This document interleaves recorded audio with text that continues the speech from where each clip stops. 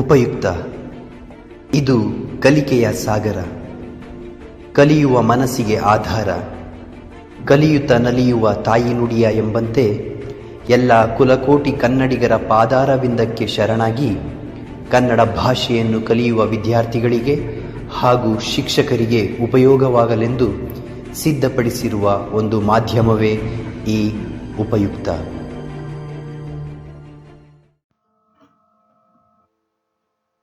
ಗದ್ಯ ನನ್ನ ಗೋಪಾಲ. ಬರೆದವರು ಕುವೆಂಪು.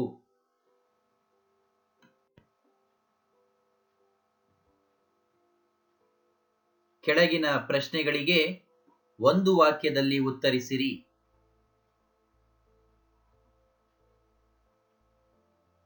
ಗೋಪಾಲನ ಬೆಳಗಿನ ಮುಖ್ಯ ಕೆಲಸ ಯಾವುದಾಗಿತ್ತು? ಗೋಪಾಲನು ಬೆಳಗ್ಗೆ ಎದ್ದು ಸ್ನಾನ ಮಾಡಿ ಗೋಪಾಲನ ಪೂಜೆಗೆ ಬೇಕಾದ ಹೂವುಗಳನ್ನು ಬನದಿಂದ ಕೊಯ್ದು ತರುವುದು ಅವನ ಬೆಳಗಿನ ಮುಖ್ಯ ಕೆಲಸವಾಗಿತ್ತು.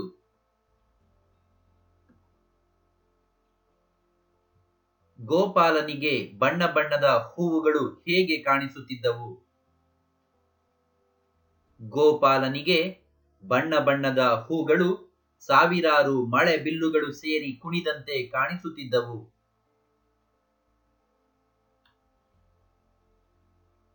ಗೋಪಾಲನ ಗೆಳೆಯರ ಹೆಸರೇನು? ರಾಮು, ಕಿಟ್ಟಿ, ನಾಣಿ, ಮಾಧು ಇವರೆಲ್ಲರೂ ಗೋಪಾಲನ ಗೆಳೆಯರು. ಗೋಪಾಲನು ಶಾಲೆಯಿಂದ ಮನೆಗೆ ಮರಳುವಾಗ ಏಕೆ ಭಯಪಡುತ್ತಿದ್ದನು? ಸಂಜೆ ಶಾಲೆಯಿಂದ ಮನೆಗೆ ಮರಳುವಾಗ ಕಾಡುದಾರಿಯಲ್ಲಿ ಕತ್ತಲೆಯಲ್ಲಿ ಒಬ್ಬನೇ ಬರಬೇಕಾದುದರಿಂದ ಗೋಪಾಲನು ಭಯಪಡುತ್ತಿದ್ದನು. ಗೋಪಾಲನು ಹೊಸ ಪಂಚೆಯನ್ನು ಬಯಸಿದುದೇಕೆ? ಗೋಪಾಲನು ಗೆಳೆಯರು ಅವನನ್ನು ಕಂಡು ಹಾಸ್ಯ ಮಾಡುತ್ತಿದ್ದುದರಿಂದ ಅವನು ಹೊಸ ಪಂಚೆಯನ್ನು ಬಯಸಿದನು. ಗೋಪಾಲನ ಗೆಳೆಯರೆಲ್ಲರೂ ಬೆಲೆಯುಳ್ಳ ಬಟ್ಟೆಯನ್ನು ತೊಡುತ್ತಿದ್ದರು. ಗೋಪಾಲನನ್ನು ಕಂಡು ಹಾಸ್ಯ ಮಾಡುತ್ತಿದ್ದರಿಂದ ಅವನು ಹೊಸ ಪಂಚೆಯನ್ನು ಬಯಸಿದನು. ಬನದ ಗೋಪಾಲ ಯಾರು? ಕಾಡಿನಲ್ಲಿ ಅವನ ಕೆಲಸವೇನು? ಬನದ ಗೋಪಾಲ ಗೋಪಾಲನ ಹಿರಿಯಣ್ಣ. ಕಾಡಿನಲ್ಲಿ ದನಗಳನ್ನು ಕಾಯುವುದು ಅವನ ಕೆಲಸ.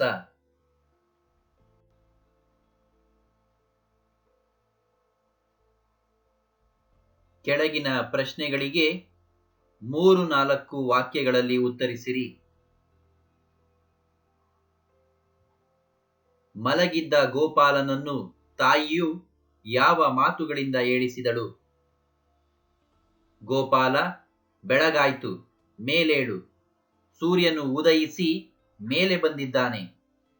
ಹಕ್ಕಿಗಳು ಹಾಡುತ್ತಾ ನಿನ್ನನ್ನು ಕರೆಯುತ್ತಿವೆ. ಹೂಗಳು ಅರಳಿ ನಿನಗಾಗಿ ಕಾದಿವೆ. ಶಾಲೆಗೆ ಹೊತ್ತಾಗುತ್ತಿದೆ, ಏಳು ಎಂದು ತಾಯಿಯು ಗೋಪಾಲನನ್ನು ಎಚ್ಚರಿಸಿದಳು. ಗೋಪಾಲನು ಹೂಬನದ ಸೊಗಸನ್ನು ಯಾವ ರೀತಿ ವರ್ಣಿಸಿದನು?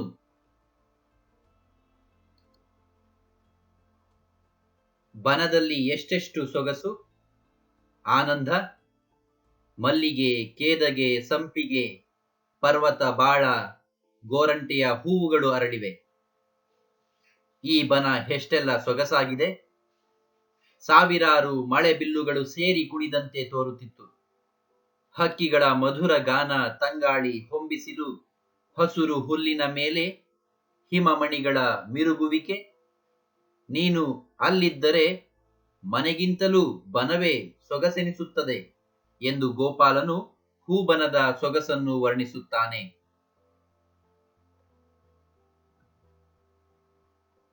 ಗೋಪಾಲನ ತಾಯಿ ಬಡತನದಿಂದ ಹೇಗೆ ಜೀವನ ನಡೆಸುತ್ತಿದ್ದಳು? ಗೋಪಾಲನ ತಾಯಿ ದಿನವೂ ಚರಕದಲ್ಲಿ ನೂಲುತ್ತಿದ್ದಳು. ಆ ನೂಲನ್ನು ಮಾರಿ ಬಂದ ಹಣದಲ್ಲಿ ಜೀವನ ನಡೆಸುತ್ತಿದ್ದಳು. ಬನದ ಗೋಪಾಲನ ವೇಷಭೂಷಣಗಳು ಹೇಗಿದ್ದವು? ಬನದ ಗೋಪಾಲನ ತಲೆಯ ಮೇಲೆ ಸಣ್ಣದೊಂದು ಕಿರೀಟವಿತ್ತು. ಅದರಲ್ಲಿ ನವಿಲುಗರಿ ಇದ್ದಿತು. ಕೈಯಲ್ಲಿ ಒಂದು ಕೊಳಲನ್ನು ಹಿಡಿದುಕೊಂಡಿದ್ದನು.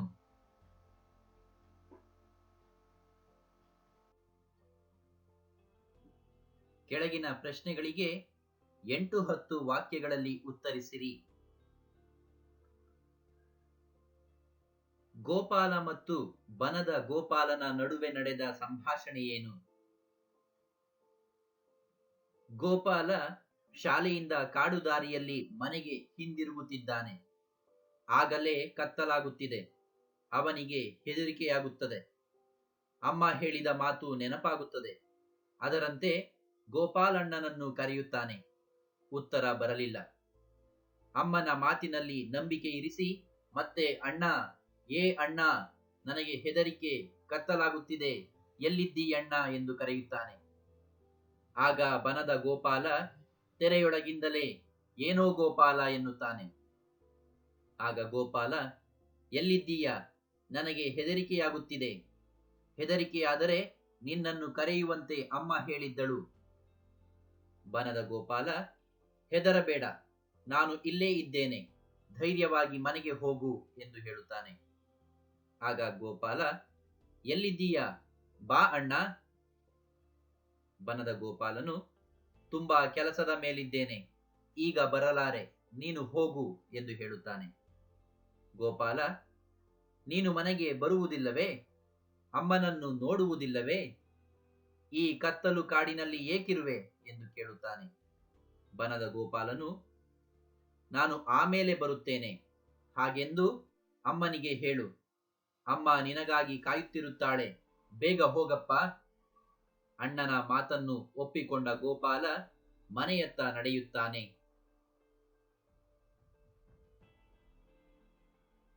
ಗೋಪಾಲನು ತನ್ನ ತಾಯಿಯೊಂದಿಗೆ ನಡೆಸಿದ ಸಂಭಾಷಣೆಯ ಸಾರವೇನು? ಗೋಪಾಲನು ಬೆಳಿಗ್ಗೆ ಬೇಗನೆ ಎದ್ದು ಸ್ನಾನ ಮಾಡಿ ಬನಕ್ಕೆ ಹೋಗಿ ಹೂಗಳನ್ನು ಕೊಯ್ದು ತರುತ್ತಾನೆ. ತಾಯಿಗೆ ಬನದ ಸೊಗಸನ್ನು ವರ್ಣಿಸುತ್ತಾನೆ.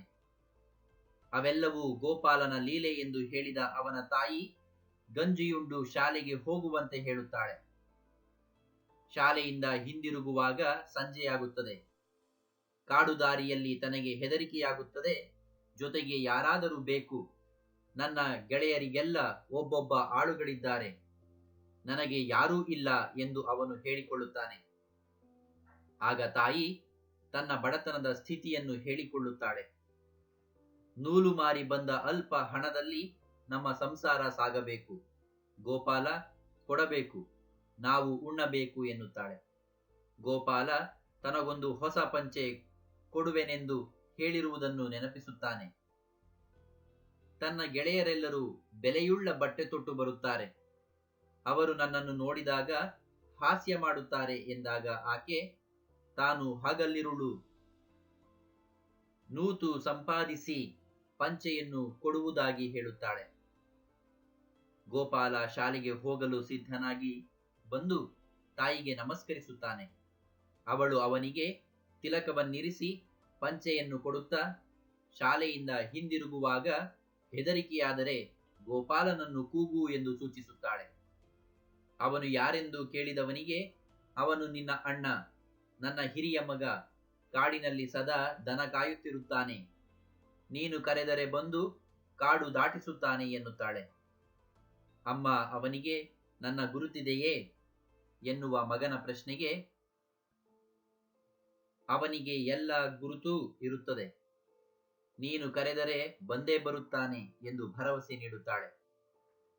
ತಾಯಿ ಮಗನ ಸಂಭಾಷಣೆಯನ್ನು, ಅವರ ಬಡತನದ ಪರಿಸ್ಥಿತಿ, ತಾಯಿಗೆ ದೇವರ ಮೇಲಿರುವ ನಂಬಿಕೆ ಹಾಗೂ ಭಕ್ತಿ, ಮಗನ ಮುಗ್ಧತೆ, ತಾಯಿಯ ಬಗೆಗಿರುವ ಭಕ್ತಿ ಭರವಸೆಗಳು ವ್ಯಕ್ತವಾಗುವಂತಿದೆ. ನನ್ನ ಗೋಪಾಲ ಪಾಠದಲ್ಲಿ ಪ್ರಕೃತಿಯನ್ನು ಹೇಗೆ ವರ್ಣಿಸಲಾಗಿದೆ? ಪಾಠದ ಪ್ರಾರಂಭದಲ್ಲಿಯೇ ಪ್ರಕೃತಿಯ ವರ್ಣನೆ ಇದೆ. ಗೋಪಾಲನ ತಾಯಿ ಬೆಳಗಾದುದನ್ನು ವರ್ಣಿಸುತ್ತಾಳೆ. ಸೂರ್ಯೋದಯವಾಗಿದೆ. ಅವನು ಬಾವಿಯ ಬಳಿಯ ತೆಂಗಿನ ಮರದ ತುದಿಯಲ್ಲಿ ಚಿನ್ನದ ಕಿರಣಗಳಿಂದ ಬೆಳಗುತ್ತಿದ್ದಾನೆ. ಹಕ್ಕಿಗಳು ಹಾರಾಡುತ್ತಾ ಕೂಗುತ್ತಿವೆ, ಹೂಗಳು ಅರಳಿವೆ ಎಂದು ಗೋಪಾಲನ ತಾಯಿ ಮಗನನ್ನು ಕರೆದು ಹೇಳುತ್ತಾಳೆ. ನನ್ನ ಗೋಪಾಲ ಪಾಠದಲ್ಲಿ ಮತ್ತೆ 2 ಕಡೆಗಳಲ್ಲಿ ಪ್ರಕೃತಿಯ ವರ್ಣನೆ ಇದೆ. ಬನದಲ್ಲಿ ಮಲ್ಲಿಗೆ, ಕೇದಗೆ, ಸಂಪಿಗೆ, ಪರ್ವತ ಬಾಳೆ, ಗೋರಂಟಿ ಹೀಗೆ ನಾನಾ ಜಾತಿಯ ಹೂಗಳು ಅರಳಿದ್ದವು. ಅವುಗಳ ಬಗೆ ಬಗೆಯ ಬಣ್ಣಗಳಿಂದ ಸಾವಿರಾರು ಮಳೆಬಿಲ್ಲುಗಳು ಕೂಡಿ ಕುಣಿದ ಹಾಗೆ ಕಾಣುತ್ತಿತ್ತು. ಹಕ್ಕಿಗಳು ಮಧುರವಾಗಿ ಹಾಡುತ್ತಿದ್ದವು. ತಂಪಾದ ಗಾಳಿ ಬೀಸುತ್ತಿತ್ತು. ಹೊನ್ನಿನ ಬಣ್ಣದ ಬಿಸಿಲಿತ್ತು. ಹಸುರು ಎಳೆಯ ಹುಲ್ಲಿನ ಮೇಲೆ ಮಂಜಿನ ಹನಿಗಳು ಹೊಳೆಯುತ್ತಿದ್ದವು. ಹೀಗೆ ಆನಂದಮಯವಾಗಿ ಸೊಗಸಾಗಿತ್ತು. ಇನ್ನು ಕಾಡಿನಲ್ಲಿ ಮರಗಳು ಹೂಗಳ ಗೊಂಚಲ ಭಾರದಿಂದ ಬಾಗಿದ್ದು, ಕಪ್ಪು ನೇರಳ ಹಣ್ಣುಗಳಿಂದ ಮರವು ತುಂಬಿತ್ತು. ನನ್ನ ಗೋಪಾಲ ಪಾಠದಲ್ಲಿ ಈ ರೀತಿಯ ಪ್ರಕೃತಿಯ ವರ್ಣನೆ ಇದೆ. ಬನದ ಗೋಪಾಲನ ಹಾಡಿನ ಸಾರವನ್ನು ಬರೆಯಿರಿ. ಮನುಷ್ಯನೇ, ನಾನು ಅರಿವಿಗೆ ಜ್ಞಾನಕ್ಕೆ ಸಿಲುಕಲಾರೆ, ಪ್ರೀತಿಗೆ ಬಂಧಿತನಾಗುತ್ತೇನೆ. ತಪಸ್ವಿಗಳು ಜ್ಞಾನ ಮಾರ್ಗದಿಂದ ನನ್ನನ್ನು ಮುಟ್ಟಲು ಯುಗ ಯುಗಗಳ ಕಾಲ ಶ್ರಮಿಸುತ್ತಾರೆ.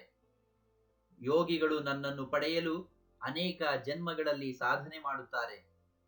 ನನಗೆ ಮಲಗಲು ಸಾಗರದ ವಿಸ್ತಾರ ಸಾಲದು, ಆದರೆ ಭಕ್ತಿಯಿಂದ ಸುರಿಸುವ ಕಣ್ಣೀರೇ ನನಗೆ ಮನೆಯಾಗುತ್ತದೆ. ನನಗೆ ವಾಸಿಸಲು ಹಿಮಾಲಯದ ಎತ್ತರ ಸಾಕಾಗುವುದಿಲ್ಲ. ಹಾಗಿದ್ದರೂ ಭಕ್ತನ ಹೃದಯ ನನಗೆ ಸಾಕಾಗುತ್ತದೆ. ವೇದಗಳು ಹೇಳುವ ಸತ್ಯವನ್ನು ಬೃಂದಾವನದಲ್ಲಿರುವ ಆ ಗೋಪಿಯರು ತಿಳಿದಿದ್ದಾರೆಯೇ? ಯೋಗಿಯ ಸಾಧನೆಯನ್ನು ಹಾಲನ್ನು ಮಾರಾಟ ಮಾಡುವ ಹೆಣ್ಣು ಮಕ್ಕಳ ಪ್ರೀತಿಯು ದಾಟುವುದಿಲ್ಲವೇ? ಅಂದರೆ ಯೋಗಿಯ ಸಾಧನೆಗಿಂತಲೂ ಹಾಲು ಮಾರುವ ಹೆಂಗಸರ ಪ್ರೀತಿಯೇ ಹೆಚ್ಚಲ್ಲವೇ ಎಂಬುದಾಗಿದೆ.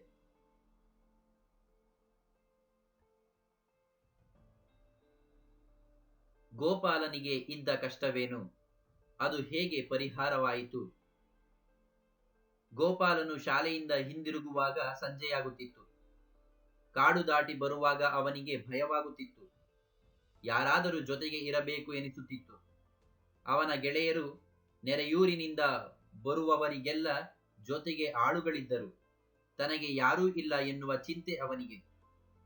ತಾಯಿಗೆ ತನ್ನ ಈ ಕಷ್ಟವನ್ನು ಹೇಳಿಕೊಳ್ಳುತ್ತಾನೆ.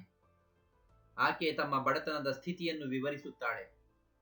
ನಿನ್ನ ಗೆಳೆಯರೆಲ್ಲರೂ ಶ್ರೀಮಂತರ ಮಕ್ಕಳು, ಆಳುಗಳನ್ನು ಇರಿಸಿಕೊಳ್ಳಬಲ್ಲರು. ನಾನು ಬಡವಿ, ಹೊಟ್ಟೆ ಹೊರೆಯುವುದೇ ಕಷ್ಟಕರ. ಆ ದೇವರು ಕೊಡಬೇಕು, ನಾವು ಉಣ್ಣಬೇಕು ಎನ್ನುತ್ತಾಳೆ. ನೀನು ಶಾಲೆಯಿಂದ ಹಿಂದಿರುಗುವಾಗ ಕಾಡಿನಲ್ಲಿ ಹೆದರಿಕೆಯಾದರೆ ಗೋಪಾಲನನ್ನು ಕರೆ. ಅವನು ನಿನ್ನ ಅಣ್ಣ, ಕಾಡಿನಲ್ಲಿ ದನ ಮೇಯಿಸಿಕೊಂಡಿರುತ್ತಾನೆ. ಅವನಿಗೆ ಎಲ್ಲರ ಗುರುತೂ ಇದೆ. ನೀನು ಕರೆದರೆ ಬಂದು ನಿನ್ನನ್ನು ಕಾಡಿನಿಂದ ದಾಟಿಸುತ್ತಾನೆ ಎಂದು ಅವನಿಗೆ ಧೈರ್ಯ ತುಂಬುತ್ತಾಳೆ. ತಾಯಿಯ ಮಾತಿನ ಮೇಲೆ ನಂಬಿಕೆ ಇರಿಸಿದ ಗೋಪಾಲ ಶಾಲೆಯಿಂದ ಹಿಂದಿರುಗುವಾಗ ಹೆದರಿ ಗೋಪಾಲನನ್ನು ಕರೆಯುತ್ತಾನೆ. ಮೊದಲ ಕರೆಗೆ ಉತ್ತರ ಬಾರದಿರಲು ತಾಯಿ ಸುಳ್ಳು ಹೇಳುವುದಿಲ್ಲ. ಇನ್ನೊಮ್ಮೆ ಕರೆದು ನೋಡುತ್ತೇನೆ ಎಂದು ಮತ್ತೆ ಕೂಗುತ್ತಾನೆ. ಆಗ ಮರೆಯಿಂದ ಏನೋ ಗೋಪಾಲ ಎನ್ನುವ ಪ್ರಶ್ನೆ ಕೇಳಿಸುತ್ತದೆ. ಆಗ ಅವನು ಅಮ್ಮ ಹೇಳಿದ ಮಾತನ್ನು ಹೇಳಿ ಎಲ್ಲಿದ್ದೀಯಾ ಬಾ ಎಂದು ಕರೆಯುತ್ತಾನೆ. ತನಗೆ ತುಂಬಾ ಕೆಲಸವಿದೆ, ಈಗ ಬರಲಾಗುವುದಿಲ್ಲ ಎನ್ನುವ ಉತ್ತರ ಕೇಳಿ ಬರುತ್ತದೆ. ಅಮ್ಮನನ್ನು ನೋಡುವುದಕ್ಕೆ ಬರುವುದಿಲ್ಲವೇ? ಕತ್ತಲ ಕಾಡಿನಲ್ಲಿ ಏಕಿರುವೆ ಎಂದು ಕೇಳಿದಾಗ, ನಾನು ಆಮೇಲೆ ಬರುತ್ತೇನೆ, ಅಮ್ಮನಿಗೆ ಹೇಳು. ಅಮ್ಮ ನಿನಗೆ ಕಾಯುತ್ತಿರುತ್ತಾಳೆ, ಬೇಗ ಹೋಗು ಎನ್ನುವ ಹೇಳಿಕೆ ಕೇಳಿಸುತ್ತದೆ. ಮರೆಯಿಂದಲೇ ತಾಯಿ ಹೇಳಿದ ಬನದ ಗೋಪಾಲ ಈ ಗೋಪಾಲನಿಗೆ ಧೈರ್ಯ ತುಂಬುತ್ತಾನೆ. ಕಾಡಿನ ಭಯವನ್ನು ಕಳೆಯುತ್ತಾನೆ.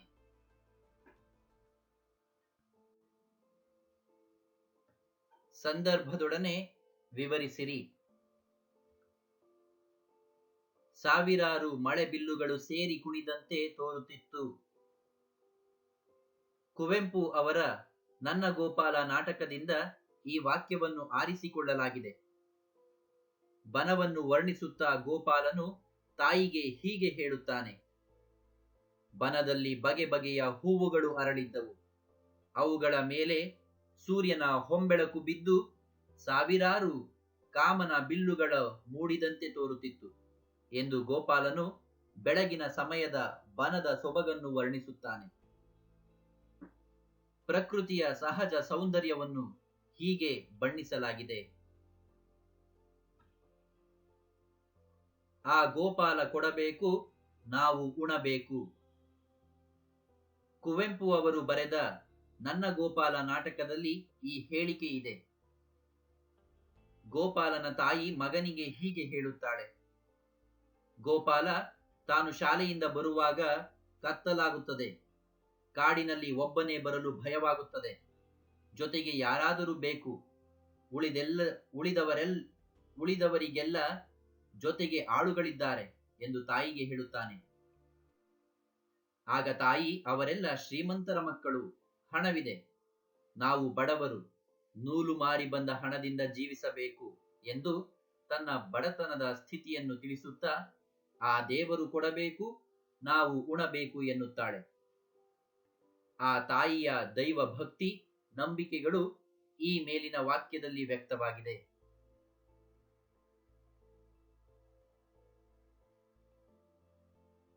ಆ ಮಗುವಿಗೆ ಬಡತನದ ಬವಣೆ ಏಕೆ? ಕುವೆಂಪುರವರ ನನ್ನ ಗೋಪಾಲ ನಾಟಕದ ಮಾತು ಇದಾಗಿದೆ. ಗೋಪಾಲನ ತಾಯಿ ತನ್ನಲ್ಲಿಯೇ ಹೀಗೆ ಹೇಳಿಕೊಳ್ಳುತ್ತಾಳೆ. ಗೋಪಾಲ ಶಾಲೆಯಿಂದ ಬರುವಾಗ ಕಾಡಿನಲ್ಲಿ ಕತ್ತಲೆಯಲ್ಲಿ ಭಯವಾಗುತ್ತದೆ. ಜೊತೆಗೆ ಯಾರಾದರೂ ಬೇಕು ಎಂದಾಗ ತಾಯಿಗೆ ತನ್ನ ಬಡತನದ ನೆನಪಾಗುತ್ತದೆ. ಮಗನ ಈ ಬಯಕೆಯನ್ನು ಪೂರೈಸಲಾಗದಿರುವ ಸ್ಥಿತಿಗೆ ನೊಂದುಕೊಳ್ಳುತ್ತಾಳೆ. ಈ ಎಳೆಯ ಮಗುವಿಗೂ ಬಡತನದ ತೊಂದರೆಗಳು ಏಕೆ ಬೇಕು ಎಂದು ಕೊರಗುತ್ತಾಳೆ. ಆ ತಾಯಿಗೆ ಮಗನ ಮೇಲಿರುವ ಪ್ರೀತಿ ಹಾಗೂ ಅವಳ ಬಡತನದ ಪಾಡುಗಳನ್ನು ಅವಳ ಈ ಮಾತುಗಳು ಸೂಚಿಸುತ್ತಿವೆ.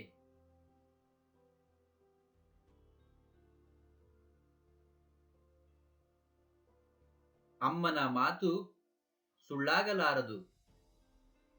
ಕುವೆಂಪುರವರು ಬರೆದಿರುವ ನನ್ನ ಗೋಪಾಲ ನಾಟಕದಿಂದ ಈ ಹೇಳಿಕೆಯನ್ನು ಆಯ್ದುಕೊಳ್ಳಲಾಗಿದೆ. ಗೋಪಾಲನು ತನ್ನಲ್ಲಿಯೇ ಹೀಗೆಂದುಕೊಳ್ಳುತ್ತಾನೆ. ಶಾಲೆಯಿಂದ ಕತ್ತಲೆಯಲ್ಲಿ ಕಾಡಿನಲ್ಲಿ ಬರುವಾಗ ಭಯವಾದರೆ ನಿನ್ನಣ್ಣ ಗೋಪಾಲನನ್ನು ಕರೆ, ಅವನು ಬಂದು ನಿನ್ನನ್ನು ಕಾಡು ದಾಟಿಸುತ್ತಾನೆ ಎಂದು ಗೋಪಾಲನಿಗೆ ತಾಯಿ ಹೇಳಿರುತ್ತಾಳೆ. ಅದರಂತೆಯೇ ಗೋಪಾಲನು ಶಾಲೆಯಿಂದ ಹಿಂದಿರುಗುವಾಗ ಗೋಪಾಲನನ್ನು ಕರೆಯುತ್ತಾನೆ. ಯಾವ ಉತ್ತರವೂ ಸಿಗುವುದಿಲ್ಲ. ಆಗ ಅವನಿಗೆ ಸಂದೇಹ ಕಾಡುತ್ತದೆ. ತತ್ಕ್ಷಣವೇ ಅಮ್ಮನ ಮಾತು ಸುಳ್ಳಾಗಲಾರದು ಎಂಬ ನಂಬಿಕೆ ಮೂಡುತ್ತದೆ. ತಾಯಿಯು ಎಂದು ಸುಳ್ಳು ಹೇಳುವುದಿಲ್ಲ ಎನ್ನುವ ಪೂರ್ಣ ನಂಬಿಕೆ ಗೋಪಾಲನಲ್ಲಿರುವುದನ್ನು ನಾವಿಲ್ಲಿ ಮೇಲಿನ ವಾಕ್ಯದ ಮುಖಾಂತರ ಕಾಣಬಹುದಾಗಿದೆ.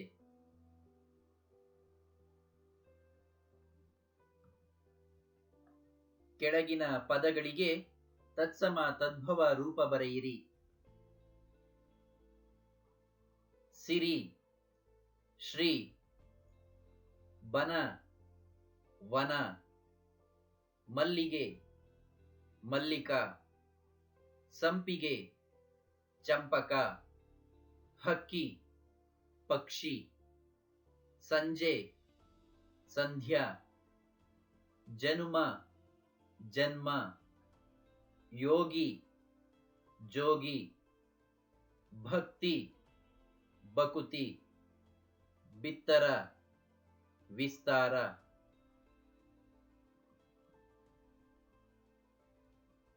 ಕೆಳಗಿನ ಪದಗಳಿಗೆ ವಿರುದ್ಧಾರ್ಥಕ ಬರೆಯಿರಿ.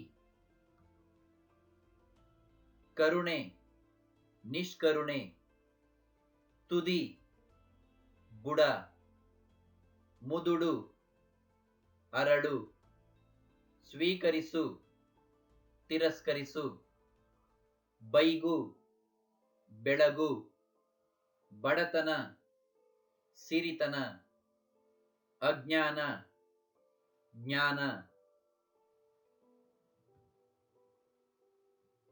ಕೆಳಗಿನ ಪದಗಳನ್ನು ಸ್ವಂತ ವಾಕ್ಯದಲ್ಲಿ ಬಳಸಿರಿ. ಬವಣೆ, ಶ್ರೀಮಂತರಿಗೆ ಬಡತನದ ಬವಣೆಯ ಅರಿವಿರುವುದಿಲ್ಲ. ಒಲುಮೆ, ಹದಿಹರೆಯದವರು ವಿವೇಚನೆ ಇಲ್ಲದೆ ಒಲುಮೆಗೆ ಸೆರೆಯಾಗಿ ಸಂಕಟ ಪಡುತ್ತಾರೆ. ಕರುಣೆ. ಗೌತಮ ಬುದ್ಧನು ಅಂಗುಲಿಮಾಲನ ಮೇಲೆ ಕರುಣೆಯ ಮಳೆಯನ್ನು ಕರೆದನು. ಲೀಲೆ. ಭಗವಂತನ ಲೀಲೆ ವಿಚಿತ್ರವಾದುದು. ಸಂಪಾದನೆ. ಹಣ ಸಂಪಾದನೆ ಮಾಡುವುದಕ್ಕಾಗಿ ನಾನಾ ಕೆಲಸಗಳನ್ನು ಮಾಡುತ್ತಾರೆ. ತಂಗಾಳಿ. ಮಳೆ ಬೀಳುವ ಸಮಯದಲ್ಲಿ ತಂಗಾಳಿಯು ಬೀಸುತ್ತದೆ.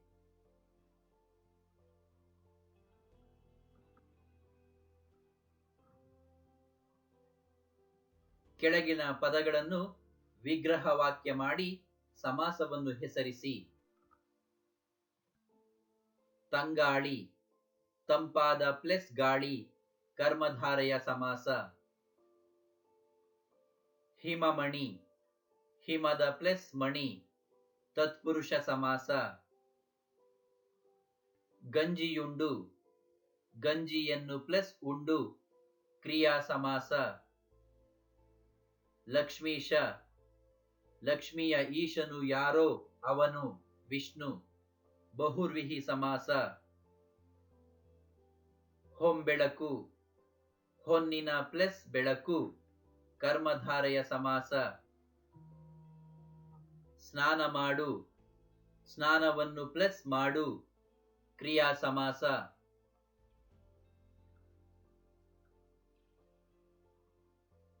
ಕೆಳಗಿನ ಪದಗಳನ್ನು ಬಿಡಿಸಿ ಸಂಧಿಯನ್ನು ಹೆಸರಿಸಿ.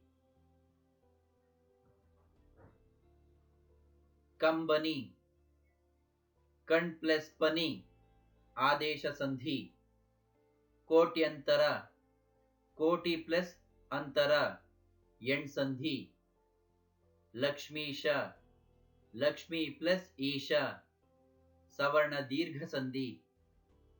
ಕೊಳಲೂದು ಕೊಳಲು ಪ್ಲಸ್ ಊದು ಲೋಪ ಸಂಧಿ. ಧೈರ್ಯವಾಗಿ ಧೈರ್ಯ ಪ್ಲಸ್ ಆಗಿ ಆಗಮ ಸಂಧಿ. ಹೆದರಿಕೆಯಾದರೆ ಹೆದರಿಕೆ ಪ್ಲಸ್ ಆದರೆ ಆಗಮ ಸಂಧಿ. ಮೇಲೇಳು ಮೇಲೆ ಪ್ಲಸ್ ಏಳು ಲೋಪ ಸಂಧಿ.